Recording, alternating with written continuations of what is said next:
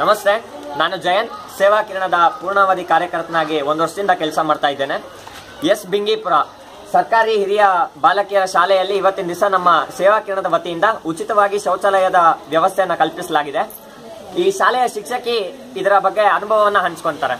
ನನ್ನ ಹೆಸರು ಲೀಲಾವತಿ ಅಂತ ಹೇಳ್ಬಿಟ್ಟು, ನಮ್ಮ ಶಾಲೆಯಲ್ಲಿ ಶೌಚಾಲಯ ಒಂದೇ ಇರೋದ್ರಿಂದ ಮಕ್ಕಳೆಲ್ಲ ಹೊರಗಡೆ ಹೋಗ್ತಾ ಇದ್ರು. ಆದರೆ ಈ ಸೇವಾ ಕಿರಣ ಸಂಸ್ಥೆಯವರು ನಮ್ಮ ಶಾಲೆಗೆ 2 ಶೌಚಾಲಯಗಳನ್ನು ನಿರ್ಮಿಸಿರೋದ್ರಿಂದ ಎಲ್ಲ ಮಕ್ಕಳು ಈ ಶೌಚಾಲಯವನ್ನು ಉಪಯೋಗಿಸುವಂತಾಗಿದೆ. ಇದರಿಂದ ನಮ್ಮ ಶಾಲೆಗೆ ಬಹಳ ಉಪಯೋಗ ಆಗಿದೆ. ಹಾಗೂ ಈ ಉಳಿದಂಥ ಶೌಚಾಲಯವನ್ನು ಕಟ್ಟಿಸಿ ಉಳಿದಂಥ ಜಾಗದಲ್ಲಿ ವೇಸ್ಟ್ ಆಗಬಾರ್ದು ಅಂತ ನಾವು ಈ ಥರ ಚಿಕ್ಕದಾಗಿರುವಂಥ ಒಂದು ಚೊಕ್ಕದಾಗಿರುವಂಥ ಒಂದು ತೋಟವನ್ನು ಕೂಡ ನಾವು ಮಾಡ್ಕೊಂಡಿದ್ದೀವಿ. ಇದೇ ರೀತಿ ವ್ಯವಸ್ಥೆಯನ್ನು ಮಾಡಿಕೊಡ್ಲಿ ಅಂತ ಬಿಟ್ಟು ಆ ಸೇವಾ ಕಿರಣದವರಿಗೆ ನಾನು ಧನ್ಯವಾದಗಳನ್ನು ಅರ್ಪಿಸ್ತೇನೆ. ಬಾಲಕಿಯರು ಕೂಡ ಇವತ್ತು ನಮ್ಮ ಜೊತೆ ಇದ್ದಾರೆ. ಏನ್ ಹೆಸರು ಪುಟ್ಟಿ ನಿಂದು? ಶಾಜಿಯಾ. ಎಷ್ಟು ವರ್ಷದಿಂದ ಈ ಶಾಲೆಗೆ ಬರ್ತಾ ಇದೆಯಾ?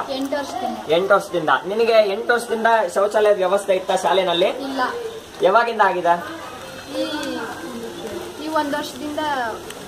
ನಿಮ್ಗೆಲ್ಲ ಅನುಕೂಲ ಆಗ್ತಾ ಇದೆಯಾ? ಹೌದು. ಎಷ್ಟು ಅನುಕೂಲ ಆಗ್ತಾ ಇದೆ? ತುಂಬಾ ಅನುಕೂಲ. ಮುಂಚೆ ಎಲ್ಲ ಹೆಂಗ್ ಹೋಗ್ತಾ ಇದ್ರಿ? ಶೌಚಾಲಯ ಇರ್ಲಿಲ್ವಲ್ಲ ನಿಮ್ಗೆ? ಮೊದಲು ಮನೆಗೆ ಮತ್ತೆ ಬಯಲಿಗೆ ಹೋಗ್ತಾ ಇದ್ವಿ.